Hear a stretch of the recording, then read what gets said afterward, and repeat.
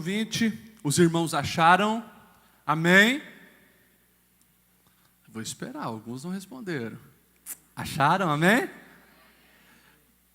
Diz assim: no primeiro dia da semana bem cedo, estando ainda escuro, Maria Madalena chegou ao sepulcro e viu que a pedra da entrada tinha sido removida. Então correu ao encontro de Simão Pedro e do outro discípulo, aquele a quem Jesus amava, e disse: tiraram a pedra do sepulcro, não sabemos onde o colocaram. Pedro e o outro discípulo saíram e foram para o sepulcro. Os dois corriam, mas o outro discípulo foi mais rápido que Pedro e chegou primeiro ao sepulcro. Ele se curvou e olhou para dentro, viu as faixas de linho ali, mas não entrou.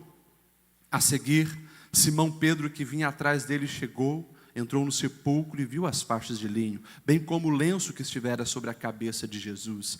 Ele estava dobrado à parte, separado das faixas de linho. Depois, o outro discípulo, que chegara primeiro ao sepulcro, também entrou. Ele viu e creu. Versículo 9 diz: eles ainda não haviam compreendido que, conforme a Escritura, era necessário que Jesus ressuscitasse dos mortos. Os discípulos voltaram para casa. Maria, porém, ficou à entrada do sepulcro chorando. Enquanto chorava, curvou-se para olhar para dentro do sepulcro e viu 2 anjos vestidos de branco, sentados onde estivera o corpo de Jesus, um à cabeceira e o outro aos pés. E eles lhe perguntaram: mulher, por que você está chorando? Levaram embora o meu amado Senhor, respondeu ela, e não sei onde o puseram. Nisso ela se voltou e viu Jesus ali em pé, mas não o reconheceu. Disse ele: mulher, por que está chorando? Quem você está procurando? Pensando que fosse o jardineiro, ela disse: se o Senhor o levou embora, diga-me onde o colocou e eu o levarei. E Jesus disse: Maria. Então, voltando-se para ele, Maria exclamou em aramaico: Raboni, que significa mestre. E Jesus disse: não me segure, pois ainda não voltei para o Pai. Vá aos meus irmãos e diga-lhes: estou voltando para o meu Pai e Pai de vocês, para o meu Deus e o Deus de vocês. Então Maria Madalena foi e anunciou aos discípulos: eu vi o Senhor, e contou o que ele lhe dissera. Ao cair da tarde daquele primeiro dia da semana, estando os discípulos reunidos, as portas trancadas por medo dos judeus, Jesus entrou, pôs-se no meio deles e disse: paz seja com vocês. Tendo dito isso, mostrou-lhe as mãos e o lado. Os discípulos alegraram-se quando viram o Senhor. Novamente Jesus disse: paz seja com vocês. Assim como o Pai me enviou, eu os envio. E com isso soprou sobre eles e disse: recebam o Espírito Santo. Se perdoarem os pecados de alguém, estarão perdoados. Se não perdoarem, não estarão perdoados. Tomé, chamado Dídimo, um dos 12, não estava com os discípulos quando Jesus apareceu. Os outros discípulos lhe disseram: vimos o Senhor. Mas ele lhe disse: se eu não vir as marcas dos pregos nas suas mãos, não colocar o meu dedo onde estavam os pregos e não puser a minha mão no seu lado, eu não crerei. Uma semana mais tarde, algumas versões falam 8 dias depois, os seus discípulos estavam outra vez ali, e Tomé com eles. Apesar de estarem trancados as portas, Jesus entrou, pôs-se no meio deles e disse: paz seja com vocês. E Jesus disse a Tomé: coloque o seu dedo aqui, veja as minhas mãos, estenda a mão e coloque no meu lado. Pare de duvidar e creia. Disse-lhe Tomé: Senhor meu e Deus meu. Então Jesus lhe disse: porque me viu, você creu. Felizes os que não viram e creram. Jesus realizou na presença dos seus discípulos muitos outros sinais miraculosos que não estão registrados neste livro, mas estes foram escritos para que vocês creiam que Jesus é o Cristo, o Filho de Deus, e crendo tenham vida em seu nome. Amém? Você pode se assentar. Aqui nós temos o relato, conforme João, da ressurreição de Jesus Cristo. Eu não sei qual foi o momento mais tenso da sua vida, mas eu gostaria que você tentasse agora trazer à memória o momento de maior aflição, de maior angústia que você já tenha passado. Talvez foi a perda do ente querido, talvez foi uma mudança muito brusca na sua vida, talvez foi a perca do emprego, talvez foi uma doença que chegou na sua família. Tenta pensar nesse momento agora. Você sabe qual foi o momento de maior aflição da sua vida. Nesse momento, o nosso coração se aperta, os nossos sentidos ficam incontroláveis, a gente perde a noção mais ampla a respeito da vida. Era justamente com esse sentimento que você tentou imaginar agora, que os discípulos estavam entre a morte e a ressurreição de Jesus. Você imagine eles abandonarem a sua vida, eles abandonarem as suas profissões, durante 3 anos, andarem todos os dias com Jesus, almoçando junto, jantando junto, tomando café junto, vendo Jesus curar doentes, levantar, ressuscitar os mortos, ver Jesus multiplicar pão, ver Jesus fazer pescas maravilhosas. Você imagine isso, o coração deles ligado em Jesus. Quando Jesus começa a dizer para eles: olha, ferirão o pastor, as ovelhas vão se despertar, é necessário que o Filho do Homem seja entregue. Eles não conseguiam entender isso, porque sabiam do poder de Jesus, sabiam da habilidade de Jesus, sabiam da conexão que Jesus tinha com os céus. A esperança toda da vida dessas pessoas estava em Jesus. Não apenas dos apóstolos, os 12 apóstolos, mas também de algumas mulheres que seguiam. Podemos citar várias, podemos citar a Maria Madalena, a outra Maria, mãe de Tiago e João, Salomé, e assim por diante. Muitas mulheres que seguiam a Jesus. Quando nós olhamos a história, nós vamos ver que muitas delas, tendo condições, até bancavam, patrocinavam o ministério de Jesus e sustentavam aqueles homens. Imagine, uma multidão tinha que comer todo dia, tinha que se vestir, tinha que ter alguma coisa. Então, essas mulheres estavam ajudando o ministério de Jesus. E de repente, numa quinta-feira à noite, Jesus, ele é preso no Getsêmani, fruto de uma trama de um traidor. Judas convoca os fariseus e então eles enviam seus soldados e a gente conhece toda aquela cena do Getsêmani. Jesus é preso, o Sinédrio é reunido de uma forma indevida e ali eles condenam Jesus.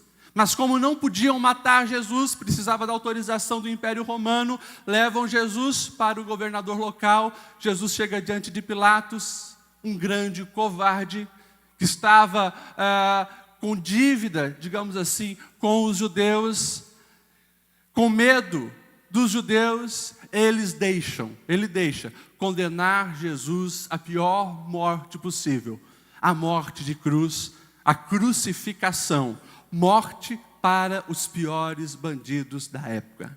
É claro que nada disso foi por acaso. Deus Pai estava no controle.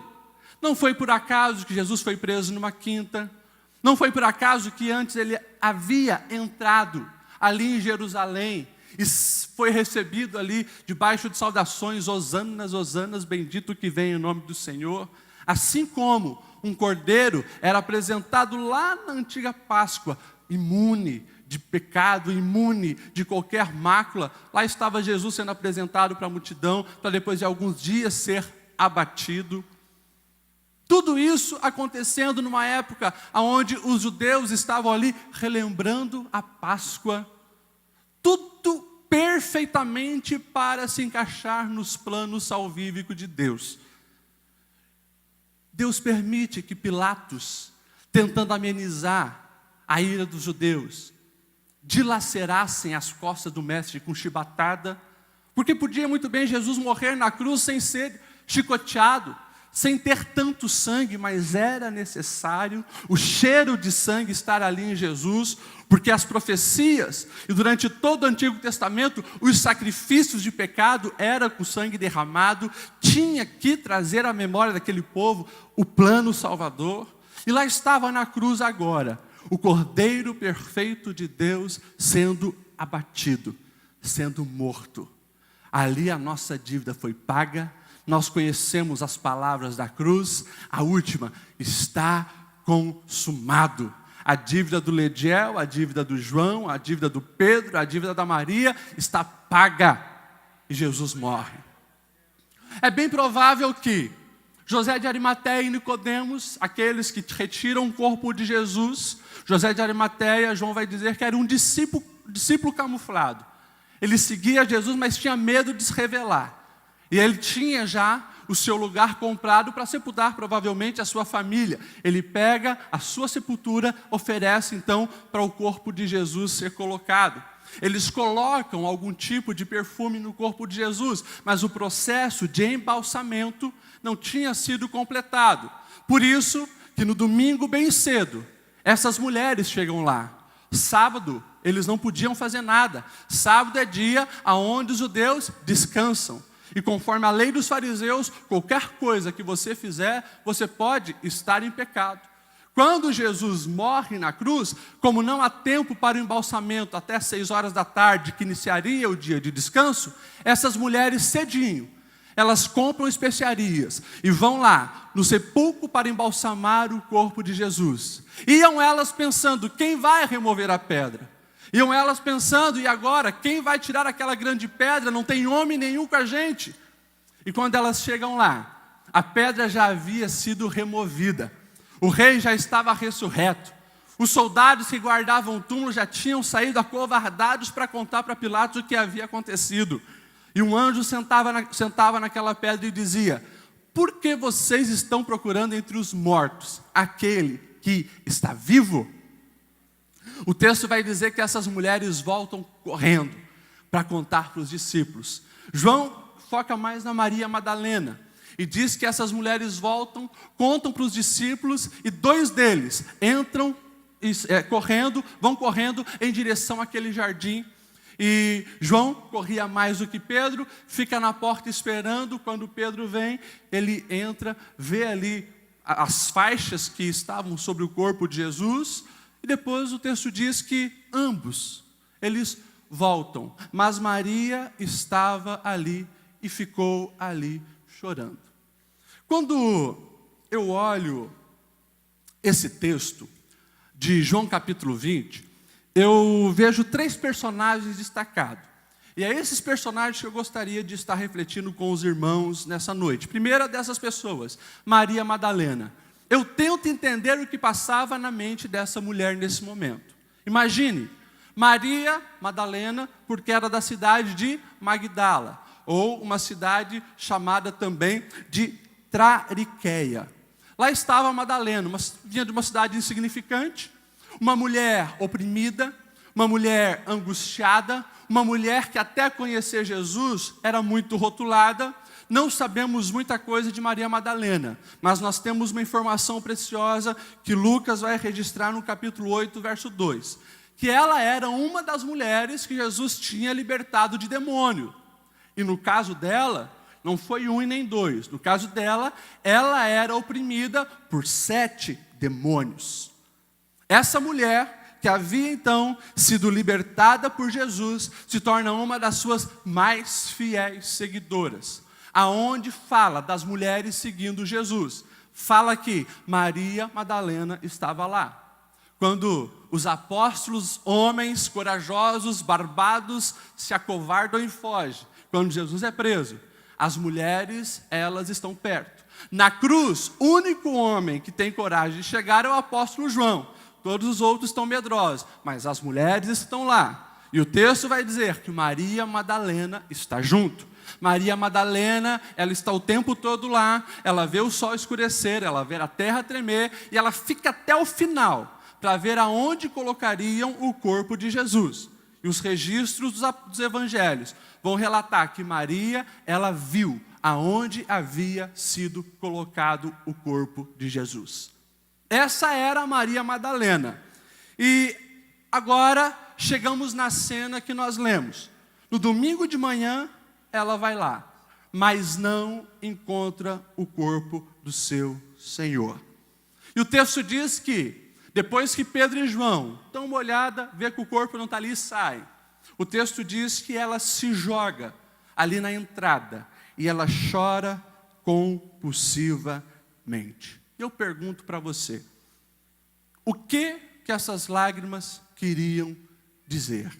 O que essas lágrimas significavam? Você já parou para pensar nisso? Eu fico imaginando que, talvez naquele momento, aquela mulher tinha lágrimas de medo. Porque ela não tinha ainda visto Cristo ressurreto. Ela viu que o seu amado libertador havia sido morto. Ela viu coisas fantásticas acontecendo, como o sol escurecer, a terra tremer, e um dos soldados confessar que Jesus era o Filho de Deus. Mas será que as palavras dele iriam se cumprir, que ao terceiro dia ele voltaria? Medo, insegurança, temor, provavelmente estavam no coração daquela mulher. Talvez na sua mente passou a possibilidade desses demônios voltarem. O meu Jesus que me libertou daqueles demônios está morto. Será que esses demônios vão voltar? Talvez, na mente dela, ela se perguntava como ficaria a sua reputação a partir de agora. Alguns dos pais da igreja, eles remetem Maria Madalena àquilo que Lucas vai relatar no capítulo 7, dizendo que uma certa pecadora entrou na casa de um fariseu e lavou os pés de Jesus. Muitos assimilam Maria Madalena com essa pecadora, ou seja, uma mulher da vida. Não sei, não podemos afirmar que em algum momento da vida dela, ela abriu o coração para coisa errada. Ela se envolveu com coisas erradas a ponto dos demônios entrarem nela e a dominarem. Provavelmente tinha uma reputação muito negativa, porque uma mulher de uma cidade pequena, tanto que provavelmente era a única Maria, chamada de Maria de Magdala, Maria Madalena, ela tinha um rótulo negativo. E talvez aquelas lágrimas na porta do túmulo eram: como ficará a minha situação? Será que em algum momento da minha vida um homem vai olhar para mim como Jesus olhou, sem lascívia, sem moralidade, mas com puro amor? Pensamentos que passavam talvez ali na mente de Maria Madalena. O foco dela estava tão impregnado da dor, que ela não se importa e não acha algo tão grandioso, os dois anjos que ela vê então agora sentado lá dentro do túmulo.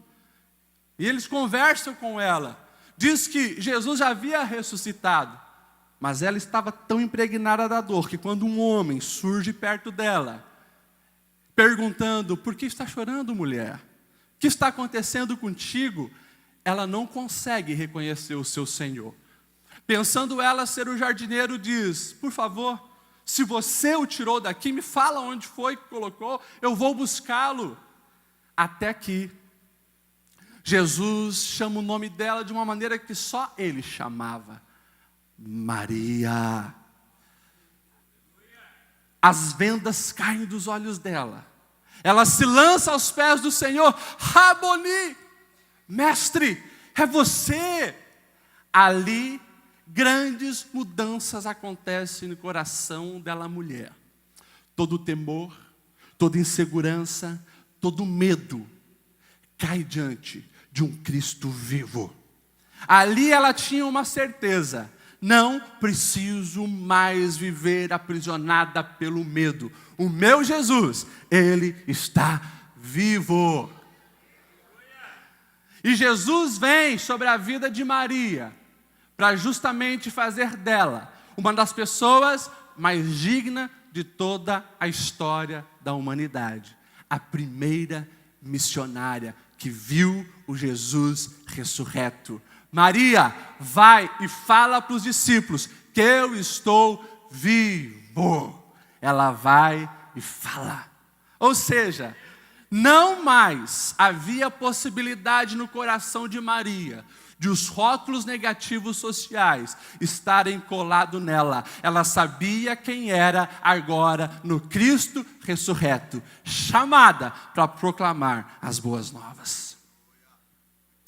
O texto vai dizer que os discípulos não acreditam no relato de Maria. Quando você ler o relato de Marcos capítulo 16, você vai ver que nenhum dos discípulos dão crédito à palavra dela de início. Ela sabia, eles não acreditaram. Então Jesus faz questão de aparecer no meio dos discípulos. E a gente vê ali um momento onde um outro personagem é destacado. Porque naquela primeira aparição, onde Jesus chega dizendo, paz seja convosco, está faltando um discípulo. Lá não estava Tomé. Lá não estava Tomé. Quem era Tomé? Um discípulo meia boca? Não. Tomé, chamado também de Dídimo. Dídimo é uma expressão de gêmeo. Ou seja, é bem provável que Tomé tinha um irmão ou uma irmã gêmea. Um dos pais da igreja, Irineu, vai dizer que ele tinha uma irmã. E o nome da sua irmã era Lídia. Outros vão trazer outras pessoas.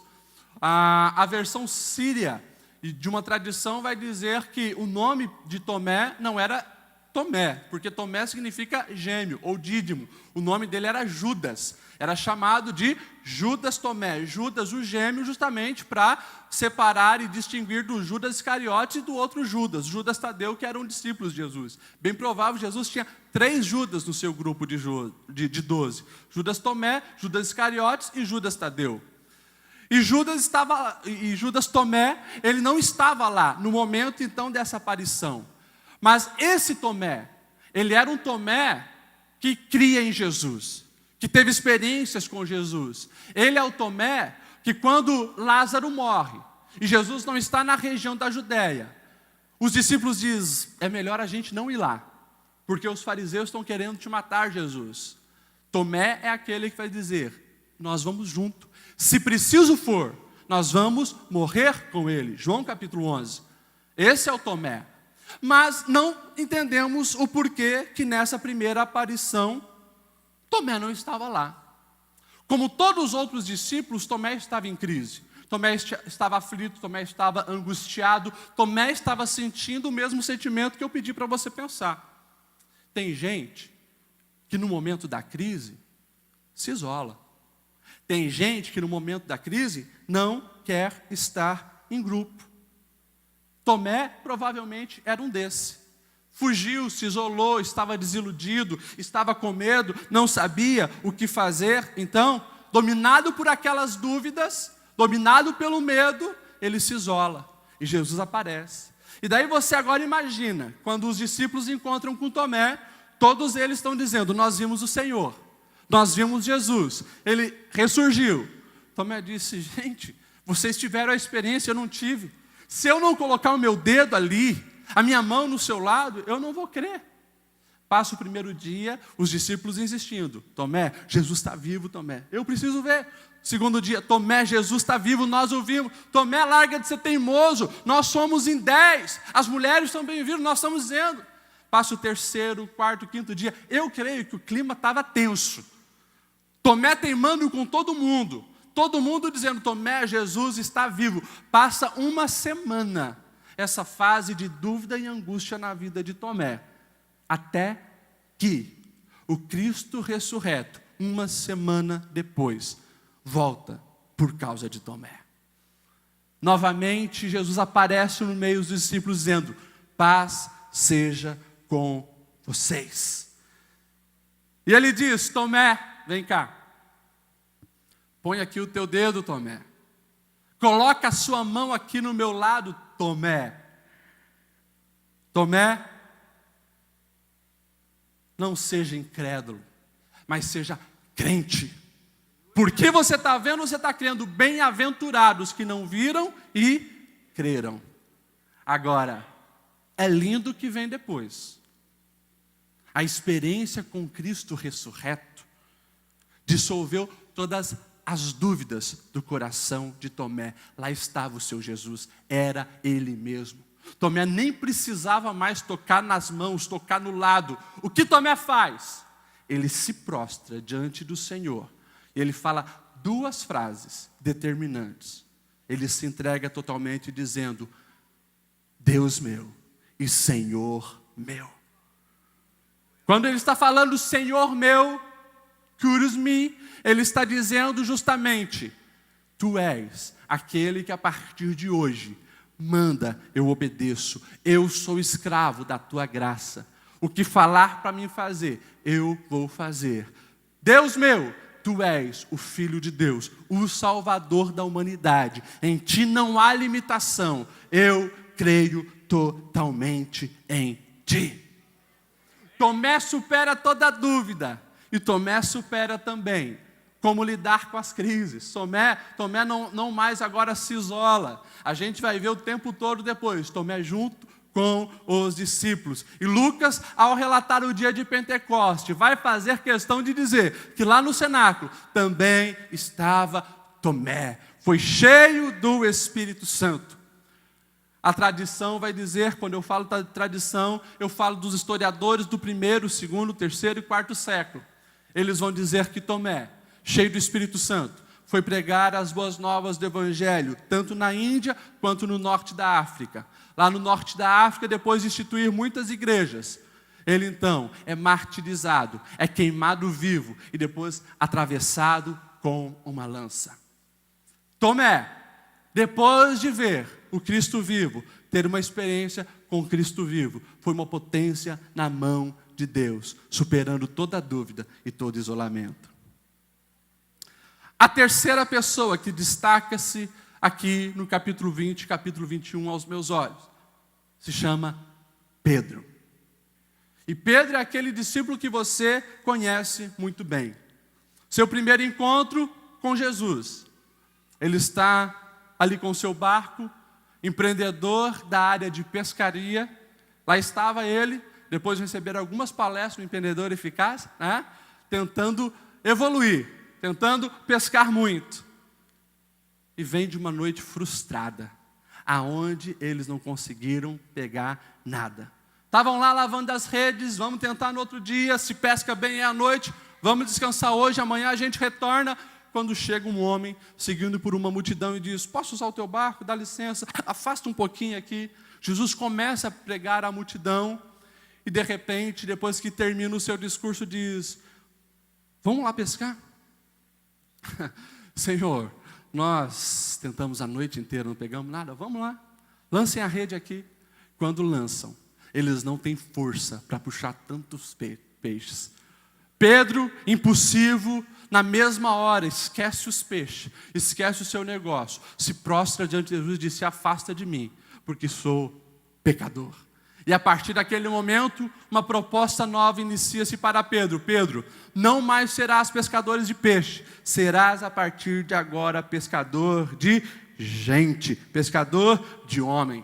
Pedro segue a Jesus e você sabe que devido à sua proatividade em todas as ocasiões, se torna o líder logo dos discípulos.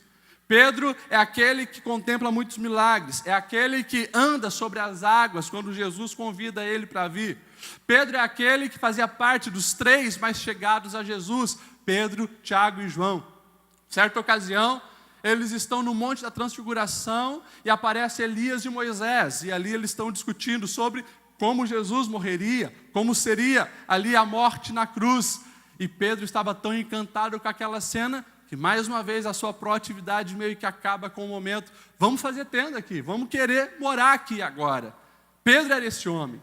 Pedro é aquele que quando Jesus em Cesareia de Filipe pergunta, quem o povo está dizendo que eu sou? E os discípulos dizem, um diz que tu é Elias, outro Jeremias e tal. E Pedro é aquele que, inspirado pelo Senhor, diz, tu és o Cristo, o Filho do Deus vivo. Ou seja, tu és o Messias, o nosso Salvador. Pedro, parabéns, mas a bola não é tua, a honra não é tua, porque você recebeu uma revelação de Deus. Logo depois, ao mesmo tempo, Pedro é aquele que deixa-se uma seta infernal ser lançada sobre a mente dele, quando Jesus está dizendo que teria que passar pelo sofrimento da morte. Pedro é aquele que diz, não precisa fazer disso. E o Senhor repreende o espírito maligno que estava tentando influenciar Pedro. Aparta-te de mim, Satanás. Pedro é aquele que diz para o Senhor, eu vou até o fim contigo, não abre mão. Esses outros eu não boto muita fé, mas eu vou estar contigo, Jesus. Eu estou disposto a morrer contigo. Pedro é aquele que Jesus vai lavar os pés do discípulo e diz, os meus pés não. Eu não sou digno disso. Esse é o Pedro. Mas esse é o Pedro que cai do cavalo. Esse é o Pedro que nega Jesus 3 vezes depois que foge do Getsêmani. Mesmo ele dizendo, não, eu não vou fazer. Jesus disse, Pedro, antes que o galo cante, você me negará. Esse é o Pedro. Pedro estava assim, esmiuçado. Tanto que o texto vai dizer que depois de negar Jesus, ele vai sair para um lugar para chorar amargamente. Pedro tinha se decepcionado com ele mesmo. Para Pedro, não tem mais solução. Para Pedro, ele está fora dos planos e projetos de Deus. Tanto que Pedro é aquele que quando Jesus aparece, nas duas vezes, uma sem Tomé, uma com Tomé, a gente não vê Pedro, o Pedro impulsivo, falar nada. Está quietão. Talvez, e bem provável, ele não tinha compartilhado para ninguém que ele tinha negado Jesus 3 vezes. Talvez só João sabia, mas ele tinha uma certeza, Jesus sabia. Porque quando ele negou, Jesus olhou com misericórdia para ele. Ele sabia que tinha pisado na bola. E o Pedrão, o líder, estava apagado. E ele é aquele que diz, vamos pescar peixe de novo. Convida alguns discípulos, sobem para Galileia e vão novamente pescar. Pedro, nessa cena toda, é um Pedro medroso, acovardado e frustrado. Frustrado com ele mesmo, frustrado com a situação e se sentindo indigno. Mas assim como Jesus voltou para tratar Maria Madalena, assim como Jesus voltou para tratar especificamente com Tomé, Jesus manda um recado. Ei, avisa os discípulos que eu vou encontrar com eles lá na Galileia. E manda um recado para Pedro, estar junto. Eu quero Pedro lá. E lá estão eles pescando. A noite inteira novamente não pegaram nada. De repente alguém grita lá da beirada, cedinho, o sol tinha acabado de nascer. Ei, tem peixe? Não, não pegamos nada. Joga ali no outro lado. Eles jogam e não dão conta de puxar, de tanto peixe que tem na rede. Na hora, João, com a sensibilidade que ele tinha, olha para Pedro e diz, Pedro, é Jesus. Pedro coloca a sua roupa, mergulha na água e vai que nem um louco desesperado para encontrar Jesus. Jesus já tinha preparado o cenário de cura de Pedro. O texto vai dizer que no dia da negação de Pedro, Pedro estava diante do fogo, se aquecendo. Lá ele negou Jesus. E Jesus agora tinha preparado a cena do crime para a restauração de Pedro. Lá estava fogo quando Pedro chega. E mais, tinha pão e tinha peixe. E agora Jesus queria esmiuçar o ego de Pedro para restaurá-lo, porque ele exalta os humildes. E Jesus então começa perguntando no maior nível que Pedro dizia amá-lo. Pedro, tu me ama mais do que esses? A expressão de amor que Jesus usa é agapau-me. Pedro, tu me amas com amor perfeito, como tu sempre falou que amava, e mais do que estes? Pedro responde para Jesus, Jesus, eu te filéu. Jesus, eu gosto de você como amigo. Então, Jesus diminui um pouco mais. Pedro, tu me agapau, tu me ama como perfeito, nem mais coloca os outros. E novamente Pedro responde, tu sabes que eu gosto de você. Então Jesus joga lá embaixo. Jesus, Pedro, tu gostas de mim como amigo?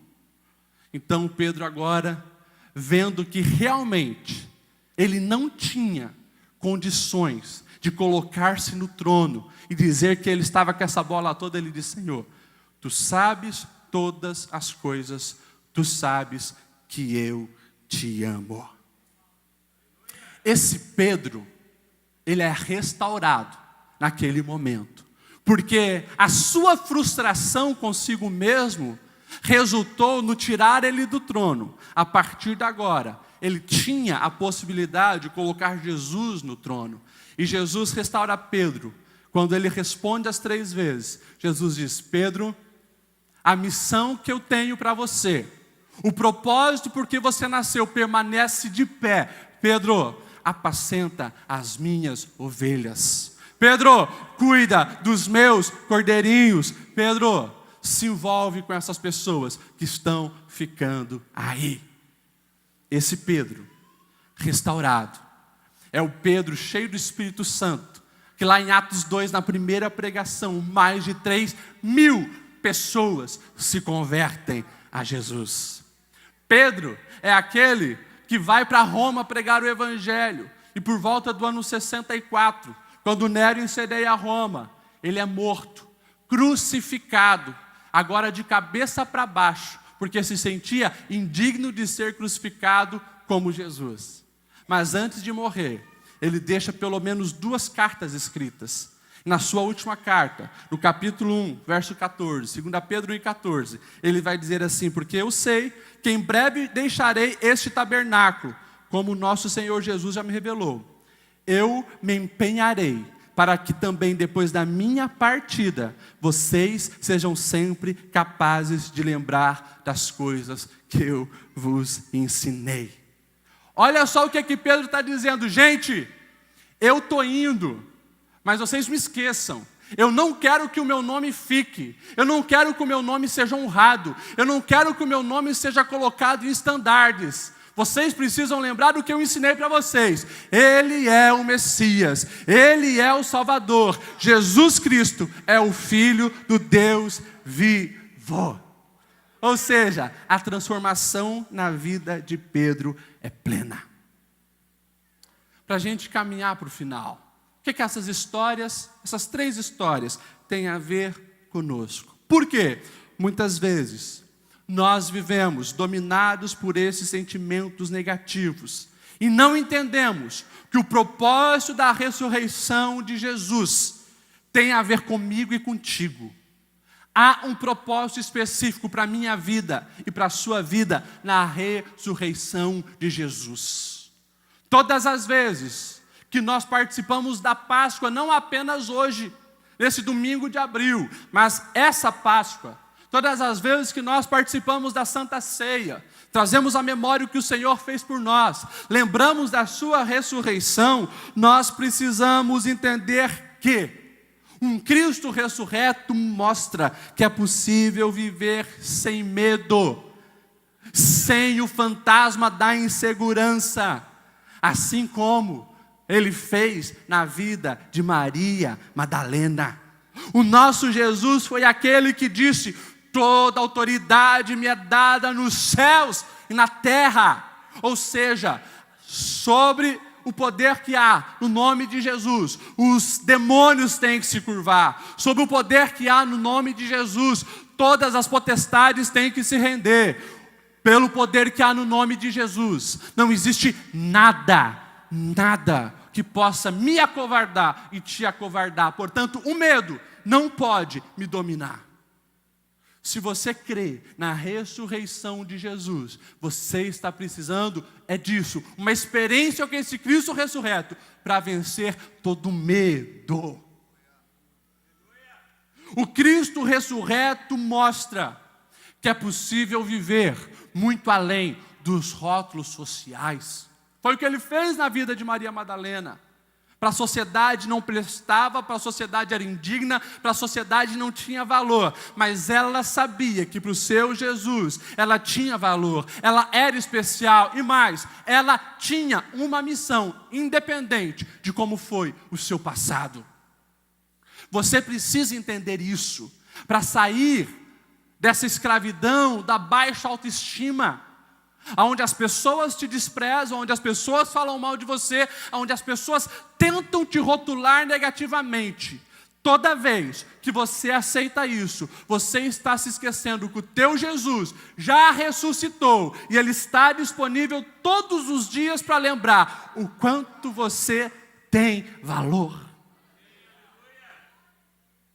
O Cristo ressurreto, Ele mostra para mim e para você que é possível superar as dúvidas limitadoras. Se tem algo que limita a frutificação do cristão, é quando ele deixa as dúvidas entrar no seu coração. Mas será que é? Será que existe Deus realmente? Será que os dons são para os nossos dias? Será que Jesus cura? Será que Jesus batiza com o Espírito Santo? Ei, eu preciso te lembrar que Jesus não está preso nos acontecimentos de 2000 anos atrás. Ele é o mesmo ontem, hoje e será eternamente. Você pode ter um encontro com esse Cristo ressurreto e ver sim que Ele restaura, que Ele batiza com o Espírito Santo, que Ele cura enfermo, que Ele pode renovar a sua vida. Assim como Ele fez com Tomé, Ele dissipa todas as dúvidas. A ressurreição de Jesus mostra que é possível nós superarmos as frustrações. Se decepcionou com você mesmo? Você provavelmente também já prometeu tantas coisas para o Senhor e não cumpriu. Senhor, esse pecado nunca mais, me perdoa dessa vez, nunca mais eu me envolvo com isso, nunca mais eu faço isso, nunca mais eu falo isso, e você errou. Mas esse Cristo ressurreto, assim como foi lá restaurar Pedro, é aquele que aparece para nos restaurar. É aquele que nos dá uma nova chance, é aquele que manifesta misericórdia, e é aquele que, como Paulo vai dizer em Colossenses 1,6, eu estou convencido que aquele que começou a boa obra na vida de vocês, Ele vai aperfeiçoar, Ele vai completar até o dia de Cristo Jesus. O que você precisa fazer? Assim como Pedro saiu daquele barco, mergulhou e nadou até Jesus, porque queria e precisava daquilo, corra para os braços desse Deus. A ressurreição de Cristo evidencia e nos mostra que é possível superar qualquer desânimo.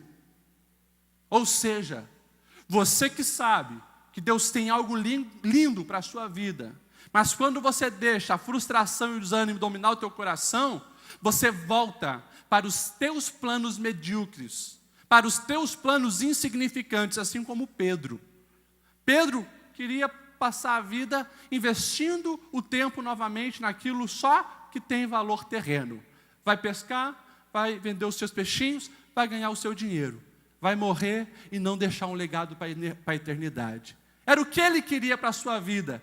Mas quando o Espírito Santo se manifesta, quando Jesus chega, chama Pedro, quando há a restauração, ele sabia que agora o propósito para a vida dele era um propósito eterno. E Pedro gasta a vida dele em prol dessa verdade. Não vai ter como eu pregar todo esse sermão, mas eu preciso lembrar que Jesus ressurreto nos traz a alegria da salvação, ou seja, não somos mais escravos do pecado, temos uma intensa e constante sensação de alegria, por mais que a vida tenha os seus dissabores, por mais que nós vamos sim enfrentar problemas e obstáculos, quando eu paro para lembrar que o meu Jesus ressurreto me oferece também a vida eterna, essas coisas terrenas se tornam efêmeras comparado à esperança eterna.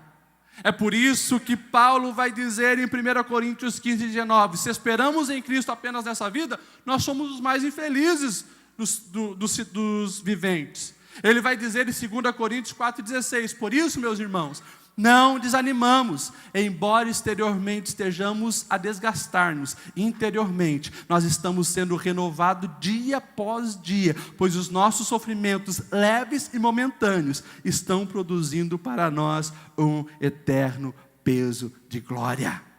Irmãos, eu preciso finalizar para nós participarmos da Santa Ceia, mas eu preciso deixar algo bem claro para você. A ressurreição de Jesus, quando compreendida e quando desfrutada por cada um de nós, ela nos leva a viver uma vida diferente. Paulo, ao escrever Colossenses capítulo 3, do verso 1 ao 13, ele vai dizer, portanto, se vocês já ressuscitastes com Cristo, buscai as coisas que são de cima. Pensai nas coisas que são de cima e não nas que são terrenas. É por isso também que depois do maior discurso bíblico a respeito da ressurreição de Jesus, que é 1 Coríntios 15, Paulo, ele finaliza dizendo: portanto, meus amados irmãos, sede firmes e constantes.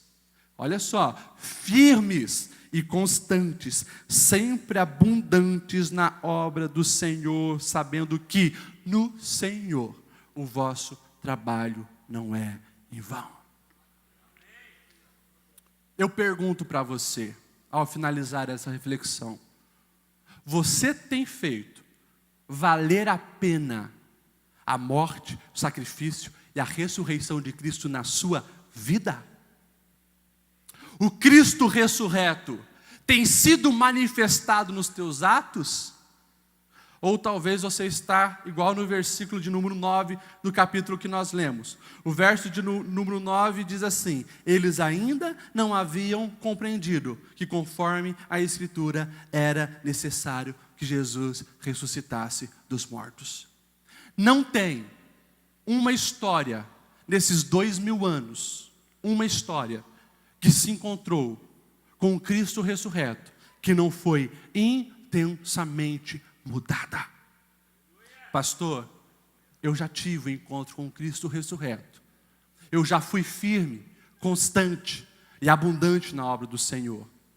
Mas o tempo passou. Eu me esqueci, eu me acomodei. Eu não tenho mais as experiências com esse Cristo ressurreto. Ei, eu preciso lembrar para você que Ele continua vivo, disponível para você. Mas a verdade continua, como Tiago vai dizer: aproximem-se de Deus, e Ele se aproximará de vocês. Busque o Senhor de todo o seu coração, e vocês o encontrarão. A palavra de Deus permanece a mesma, e se você precisa se despertar para a frutificação, para a firmeza, para a constância, o segredo é simplesmente esse: experiência com o Cristo ressurreto. Não adianta você ser frequentador de culto, não adianta você ser até leitor de Bíblia, mas se você não buscar a experiência com esse Cristo ressurreto, você está fadado a passar por essa vida e não deixar um legado em prol do reino de Deus. Todos nós fomos chamados para produzir grandes coisas em prol do reino de Deus. Grandes coisas não é pregar para a multidão. Grandes coisas não é escrever livros sobre fé. Não. Grandes coisas é aquilo que Jesus pediu para Pedro: cuida de gente, ama gente, invista em pessoa, faça a diferença em quem está próximo de você. Se coloque em pé nessa noite.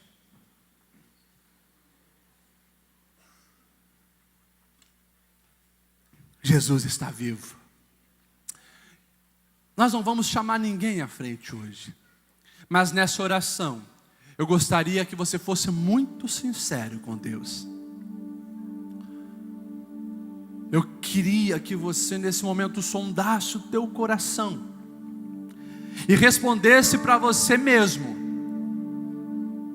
no que eu falo, no que eu penso, no que eu produzo no trabalho, como eu estou sendo na minha família, eu estou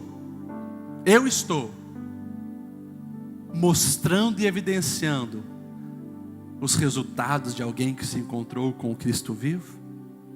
Feche seus olhos. Deus, obrigado por essa palavra. Obrigado, Senhor, porque a história de Maria Madalena, de Tomé e de Pedro chegou até nós. E como é lindo ver que em meio a tanta angústia, frustração, desânimo, medo, insegurança, como é lindo ver que o encontro contigo, Senhor, vivo, poderoso, santo, justo, ilimitado, como é bom perceber que isso também gerou mudança significativa na vida daquelas pessoas. Deus, eu não conheço pessoalmente os detalhes da vida de cada um dos teus filhos que estão aqui, mas eu sei que tu me deu essa palavra, porque tem pessoas aqui que precisam urgentemente do encontro contigo. Aonde tiver sinceridade no coração, se revela, se manifesta, tira a venda, toca, ajuda, sara, restaura, anima, fortaleça, gere firmeza e constância, Senhor, para que os teus filhos sejam produtivos em prol do teu reino. Nós precisamos do encontro contigo, Senhor. Revele-se para nós, e que essa seja sim uma semana diferenciada, que a partir dessa Páscoa nós venhamos viver uma vida de intimidade contigo, não tratando a ti como que estivesse morto, não, mas que nós venhamos valorizar a intimidade contigo. Deus, gere-nos as experiências necessárias, e que nós possamos responder com todo o coração, assim como os discípulos. Faça em nós a tua vontade. Tu és o nosso Deus, o nosso Senhor, e nós queremos viver para ti e produzir frutos na eternidade. Assim nós oramos, assim nós nos entregamos, assim nos rendemos. Amém. Amém.